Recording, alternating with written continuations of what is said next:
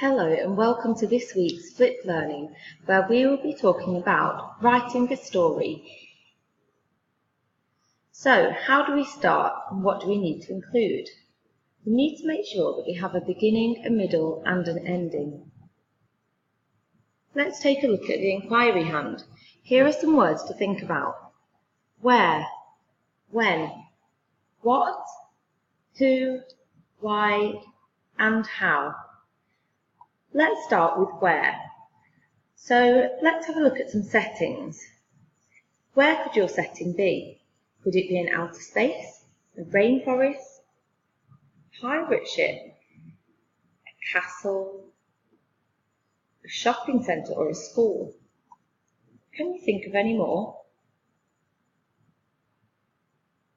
Now let's look at who. So characters in our story.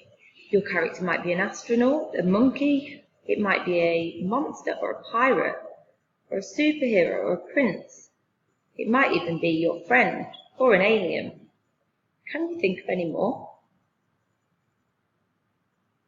What? So objects in your story. What objects are talked about? Does your character play on a computer? Do they like reading books? Is there a magnifying glass in your story? Is there a magic wand? An apple? Are there footprints in your story or a lamp? We also need to think about a title. Here are some examples of very inviting titles from stories that you might have heard of. One Lost Bear, The Very Hungry Caterpillar, Jack and the Beanstalk, and lots more.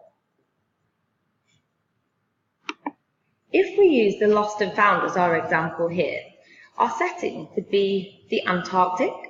Our main characters would be the boy and the penguin. Objects that are in the story would be the house. And do you remember the boat? And the title, The Lost and Found. Some new learning for this week. Time connectives. Time connectives are words which are used to tell a reader when something is happening. For example, first we had English today and then we went out to play. After that we had Arabic and finally we had lunch. Let's have a look at our inquiry hand again. Have you thought of when, why and how? When. So we could say a long time ago, or early this morning, or yesterday evening. We could also use a story mounting to help write our story. So this goes from the opening to the build-up to the problem in the middle of the story, and then to the resolution, how the problem is solved, and then the ending.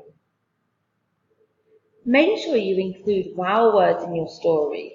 For example, when you are describing a character, do they feel happy or do they feel lonely?